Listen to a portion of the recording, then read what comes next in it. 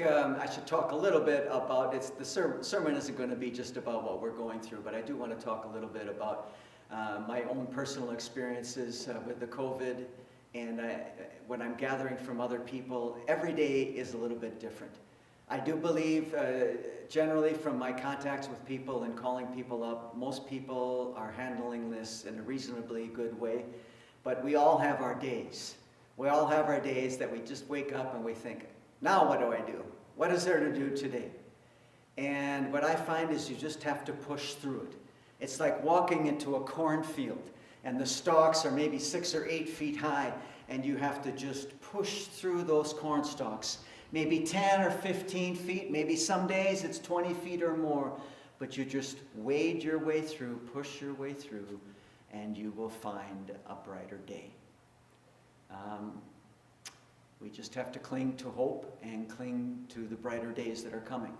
Yesterday when I was out for my walk, 100 sandhill crane flew over me, heading north. And I thought if there was ever a sign of spring, it's the sandhill crane returning. Now the bad news is that the north wind was so strong, after 20 minutes, they turned around and started flying south again, but I hope they're flying north again today. Somebody came in and handed me an envelope this week, and they said, remember about 10 years ago you suggested we write our own eulogies? And I said, no, I don't remember I said that, but obviously I did. And that's what he's done. He said, I have time on my hands now, and I always wanted to do this, and so I wrote my own eulogy. And I think this is an excellent practice for us. And it would be interesting if somebody wrote a eulogy from their heart about us, about how they perceived us, and then we read our own eulogy. Would they be the same, or would they be quite contrasting? How do we see ourselves? How do we see the life that we've lived compared to what others have seen our life as and how we have lived our life? I always feel that if you write your own eulogy, you know for sure somebody's going to say some nice things about you. Today we have the story of Thomas, and although he was called the twin, nobody remembers that. We all remember him as Doubting Thomas, and we don't know much more about his life. But this one incident where he doubted the resurrection of Jesus, that moniker, Doubting Thomas, has stuck with him for 2,000 years.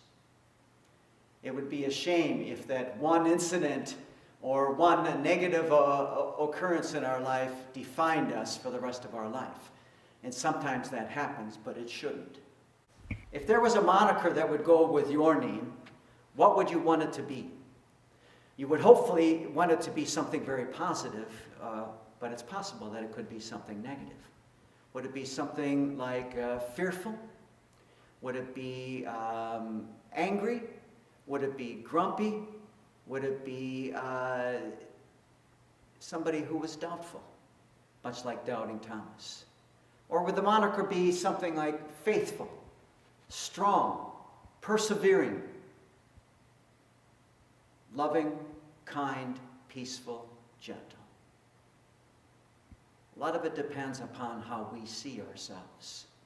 Some of the monikers and some of the ways that we live our lives come from the way that other people talk to us and treat us, and maybe some of the names that they've called us, and that has stuck with us. And unfortunately, a lot of times we begin to believe the negative monikers and words that people speak about us. And it becomes such a negative power in our life that we keep repeating those same words that other people said about us. That we're lazy, that we're always angry, that we're no good, that we'll never amount to anything. And it has a power of its own, a very negative power. And sometimes that's the way we live our lives. And it might be one incident, like it was with Thomas. It might be numerous incidents. It might be numerous ways that kids treated us when we were young. But sometimes those negative monikers stick with us forever. We can't control what other people say about us, but we can control what we believe about ourselves. And this is the time. This is the time where we have time to write your eulogy. It's a time for you to make changes in how you see yourself. For that's really where it begins. Change how you see yourself. And what I tell people is, see yourself the way God sees you. And God doesn't see us with angry, critical, judging eyes. He sees us with eyes of love, compassion, and acceptance. 3 times in the gospel reading today, he said, peace be with you. My peace I give with you. Do not be afraid. You are living in my peace, my love, and my acceptance.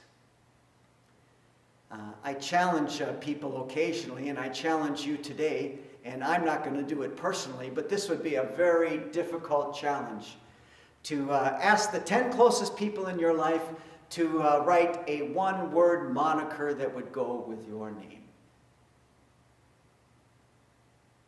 I wonder what that would be. Maybe I'll have the courage to do that. But what's more powerful than that is to create your own moniker. And now is a time for us to stand up as faithful people, believing in the promises and the hope that God has given to us, and not to waver. We might have our days, but to be strong, to be faithful, to know that God is with us and that he will never forsake us, and we will get through this. And so maybe at the end of our life, somebody will say, you know what? That person was a person of faith. That was a strong, loving, kind person who lived the faith that dwelt in his heart.